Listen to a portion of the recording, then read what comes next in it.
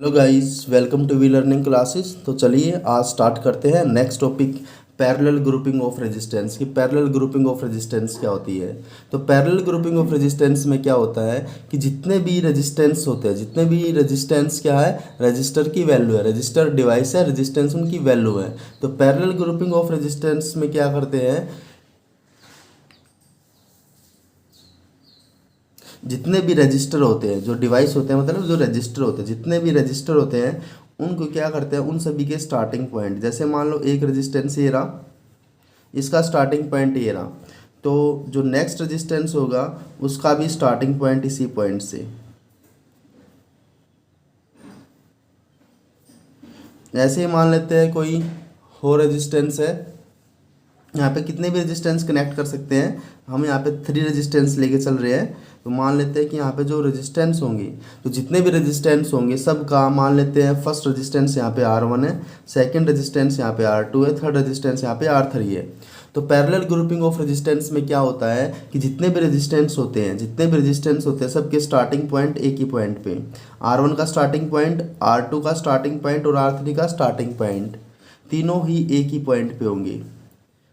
और R1, R2 और R3 के जो एंडिंग पॉइंट होंगे वे भी एक ही पॉइंट पे होंगे। तीनों के पॉइंट एक पॉइंट पे, तीनों के स्टार्टिंग पॉइंट एक पॉइंट पे, तीनों के एंडिंग पॉइंट एक पॉइंट पे होंगे। अब जब इनको मिला के, इसका मतलब ये कहाँ पे कनेक्ट होंगे, बैटरी के टर्मिनल से। जब ये इन तीनों का जो स्टार्टिंग पॉइंट होगा वो कहाँ पे कनेक्ट होगा, बैटरी के एक टर्मिनल से कनेक्ट होगा, बैटरी या सेल के एक टर्मिनल से।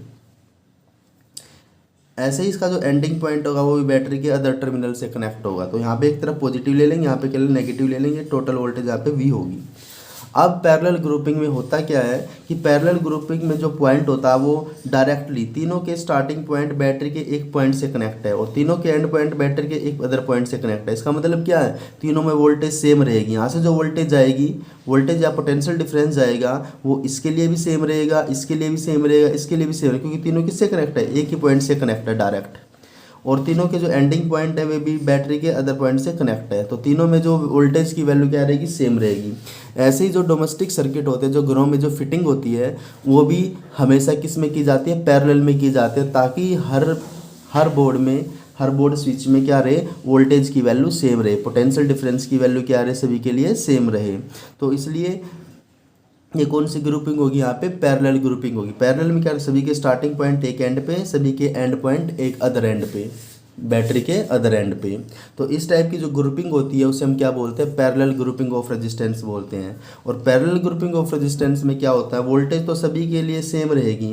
तो यहाँ पे जो टोटल करंट आई आता है, टोटल करंट यहाँ पे जो आई आएगा वो टोटल करंट यहाँ पे डिवाइडेड होता है। तो टोटल करंट जो आई आएगा वो इसके अक्रॉस मान लेते हैं I1 गया, इसके अक्रॉस यहाँ पे इस पॉइंट तक तो आई था, लेकिन यहाँ पे 3 ब्रांच आ गई, 1 ब्रांच, 2 ब्रांच, 3 ब्रांच। तो टोटल जो आई करंट था वो डिवाइड हो जाएगा I1, I2 और I3 में। वापस यहाँ से I1 चलेगा, यहाँ से I2 चलेगा, यहाँ से I3 से, यहाँ से I1 आ रहा था, यहाँ से I2 आ रहा था और यहाँ से I3 आ रहा था। तीनों वापस मिलके यहाँ पे क्या दे देंगे, टोटल करंट वापस I दे देंगे। तो पैरेलल ग्रुपिंग ऑफ रेजिस्टेंस में क्या होता है, the resistance are connected in parallel. जब रेजिस्टेंस पैरेलल में कनेक्टेड होते हैं तो potential difference across each resistance same, कि जो पोटेंशियल डिफरेंस है वो हर रेजिस्टेंस के अक्रॉस सेम होता है, कि पोटेंशियल डिफरेंस तो सेम रहेगा, डिवाइड क्या होता है, करंट डिवाइड होता है, but current divided across each resistance. हर एक रेजिस्टेंस के अक्रॉस क्या डिवाइड होगा, करंट डिवाइड होगा। हर एक के अक्रॉस क्या डिवाइड होता है, करंट डिवाइड होता है। वोल्टेज क्या रहते हैं, सेम रहते हैं, क्योंकि सारों के स्टार्टिंग पॉइंट बैटरी के एक पॉइंट पे, सारों के जो एंडिंग पॉइंट है वो बैटरी के अदर पॉइंट से है। तो सभी में वोल्टेज क्या रहेगी, सभी में वोल्टेज सेम रहेगी। तो पोटेंशियल डिफरेंस यहाँ पे सेम रहता, करंट डिवाइड होता है। तो यहाँ पे हमने किसका एग्जाम्पल लिया, 3 रेजिस्टेंस का एग्जाम्पल लिया है, कि यहाँ पे 3 रजिस्टर्स है जिनके रेजिस्टेंस की वैल्यू R1, R2, R3 है। तीनों की वैल्यू R1, R2, R3 है। आर कनेक्टेड इन पैरेलल, तीनों पैरेलल में कनेक्ट है, किसके साथ, with source of potential difference V। तीनों किसके साथ, तीनों किसके साथ कनेक्ट है, with source of potential difference, battery या सेल के साथ तीनों के तीनों कनेक्ट है। अब बताया था कि जो चीज़ यहाँ पे डिवाइड होती है, यहाँ पे अगर करंट डिवाइड होता है तो करंट को लेके ही हम यहाँ पे फॉर्मूला ड्राइव करेंगे। तो मान लेते हैं कि यहाँ पे जो करंट है, करंट अक्रॉस फर्स्ट रेजिस्टेंस निकाल लेते हैं। सबसे पहले द करंट फ्लोइंग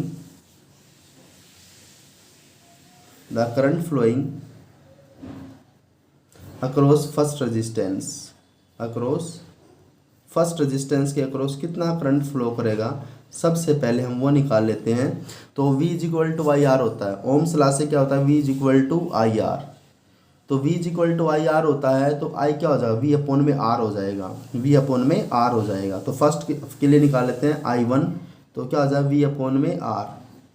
लेकिन यहाँ पे वोल्टेज तो सेम रहेगी, वोल्टेज तो सभी के लिए सेम है। तो फर्स्ट के लिए क्या हो जाएगा, I1 is equal to V upon में R1। तो फर्स्ट के लिए अगर I1 is equal to V upon में R1 है, तो यहाँ पे करंट डिवाइड हो रहा। तो ऐसे ही सेकंड के लिए क्या हो जाएगा, सेकंड के लिए क्या हो जाएगा, I2 is equal to V upon में R2। तो सेकंड क्या हो जाएगा, फर्स्ट के अक्रॉस करंट हो जाएगा I1 is equal to V upon में R1। ऐसे ही सेकंड के अक्रॉस जो करंट होगा वो क्या हो जाएगा, V अपॉन में R2 हो जाएगा। ऐसे ही करंट अक्रॉस थर्ड रेजिस्टेंस निकाल लेंगे कि करंट अक्रॉस थर्ड रेजिस्टेंस की, थर्ड रेजिस्टेंस के अक्रॉस करंट कितना होगा, हम वो भी निकाल सकते हैं। तो यहाँ पे I3 लिखेंगे, तो I3 क्या हो जाएगा, V अपॉन में R3 हो जाएगा, V अपॉन में R3। तो तीनों के लिए हमारे पास जो करंट डिवाइड हो, तीनों की वैल्यू हमने यहाँ पे लिख दी। तो टोटल करंट अगर वापस I1, I2 और I3 को वापस अगर ऐड कर दे तो हमारे पास क्या आ जाएगा, टोटल करंट आ जाएगा। तो हम यहाँ पे टोटल करंट के लिए भी एक जनरल फॉर्मूला लिख लेते हैं कि इफ़ अगर यहाँ पे V इज, अगर यहाँ पे I, अगर यहाँ पे क्या है, I is total current, I is, अगर I यहाँ पे टोटल करंट हो, V यहाँ पर टोटल पोटेंशियल डिफरेंस हो, टोटल पोटेंशियल डिफरेंस, और R भी यहाँ पे क्या, total, R is total resistance, और R यहाँ पे टोटल रेजिस्टेंस हो। तो हम टोटल करंट के लिए जनरल फॉर्मूला लिख सकते हैं कि टोटल करंट के लिए क्या हो जाएगा, V अपॉन में R हो जाएगा, V अपॉन में R हो जाएगा। Total current is equal to total voltage upon में टोटल रेजिस्टेंस। अब यहाँ पे क्या करेंगे, टोटल करंट निकाल लेते हैं कि टोटल करंट क्या हो जाएगा, I1 plus I2 plus I3। तो यहाँ पे जो I की वैल्यू क्या, V अपॉन में R है, I की वैल्यू यहाँ पे V अपॉन में R है, और I1 की वैल्यू क्या, V अपॉन में R1 है। ऐसे ही I2 की वैल्यू क्या, V अपॉन में R2 है। ऐसे ही थर्ड की वैल्यू क्या, V अपॉन में R3 है। तो तीनों में V कॉमन आ जाएगा। यहाँ पे क्या लिखेंगे, V अपॉन में R is equal to, V की वैल्यू यहाँ से कॉमन ली, 1 अपॉन में R1 प्लस 1 अपॉन में R2 प्लस 1 अपॉन में R3। तो V से V कैंसिल हो जाएगा यहाँ पर। तो यहाँ पे क्या बचेगा, 1 अपॉन में R is equal to 1 by R1 plus 1 by R2 plus 1 by R3। तो तीनों रेजिस्टेंस यहाँ पे देखेंगे कि पैरेलल में जो रेजिस्टेंस होते हैं, टोटल रेजिस्टेंस, अगर पैरेलल के लिए मैंने यहाँ पे P लगा दिया कि पैरेलल में जो टोटल रेजिस्टेंस होता है वो क्या होता है, जितने भी इंडिविजुअल रेजिस्टेंस होंगे उनका रिवर्स करके, उनको पलट के क्या करेंगे, उनको ऐड करने से हमारे पास टोटल रेजिस्टेंस आ जाएगा। अगर रेजिस्टेंस किस में कनेक्ट है, पैरेलल में कनेक्ट है, तो उनके रेजिस्टेंस की वैल्यू हमेशा रिवर्स होके, उनकी उल्टी वैल्यू होके हमेशा ऐड होती है। और इसमें क्या होता है, इसमें जो टोटल रेजिस्टेंस होता है, इसमें जो टोटल रेजिस्टेंस आता है वो हमेशा इंडिविजुअल वैल्यू ऑफ रेजिस्टेंस से कम होता है, हमेशा इंडिविजुअल वैल्यू ऑफ रेजिस्टेंस से क्या होता है, कम होता है। अगर इसका मैं सबसे पहले जनरल फार्मूला बनाऊं तो जनरल फार्मूले के लिए क्या हो जाएगा, अगर यहाँ पे मैंने n के लिए n रेजिस्टेंस कनेक्ट है, उनके लिए हमें टोटल रेजिस्टेंस निकालना है। तो 1 बाई, सारे किस में कनेक्ट है, पैरेलल में कनेक्ट है n रेजिस्टेंस। तो मैंने यहाँ पे लिखा 1 बाई RP। तो यहाँ पे क्या लिखेंगे, सभी क्या अपोन में है, सभी रेजिस्टेंस क्या अपोन में, तो इसको भी हम अपोन में लगाएंगे 1 अपोन में। यहाँ पे क्या लगेगा, टोटल रेजिस्टेंस के लिए सिग्मा, I की वैल्यू कहाँ, I की वैल्यू 1 से लेकर n तक जाएगी, और यहाँ पे क्या लिखेंगे RI।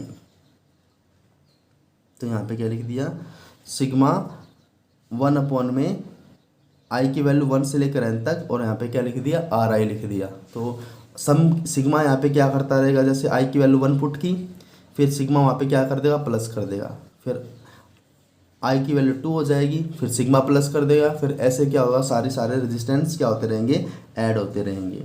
तो ये क्या आ जाएगा, टोटल रेजिस्टेंस को हम शॉर्ट फॉर्म में भी लिख सकते हैं।